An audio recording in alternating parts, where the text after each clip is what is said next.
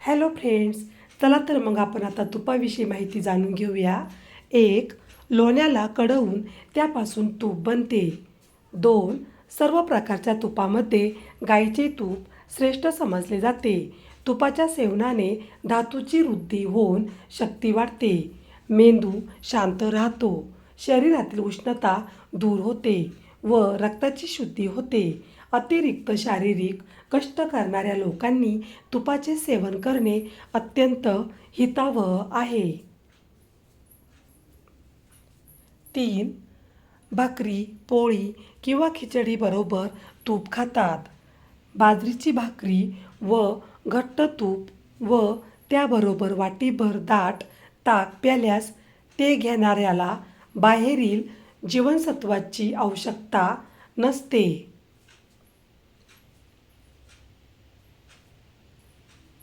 4.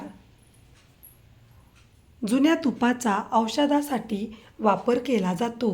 आयुर्वेदात जुने तूप अधिक गुणकारी मानले जाते. जुने तूप त्रिदोष, मूर्छा, कोडं, विष, उन्माद, वायू, आकडी व दृष्टिदोष निर्माण करणाऱ्या तमिळ रोगात अत्यंत गुणकारी असते. 5. गाईचे कोमट तूप प्यायल्याने उचकी थांबते.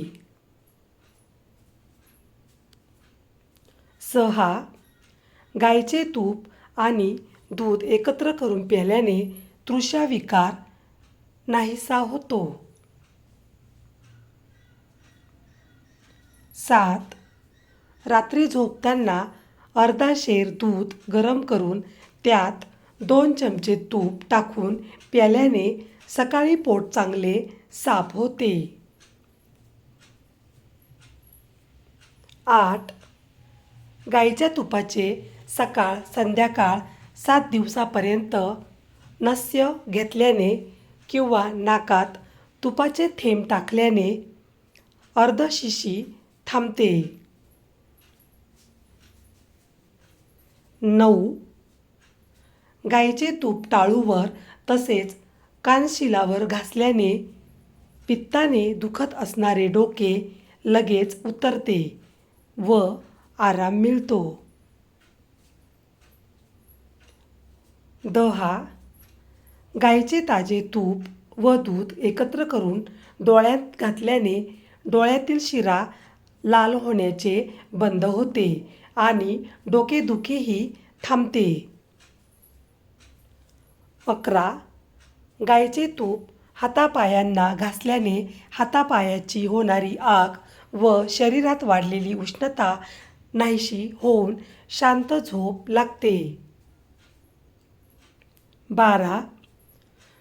जर डोळ्यात ॲसिड किंवा चुना पडला तर तूप डोळ्यात घातल्याने आराम वाटतो.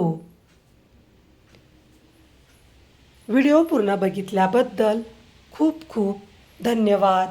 चला तर मग पुन्हा भेटूया अशाच नवीन व्हिडिओमध्ये. तोपर्यंत बाय बाय.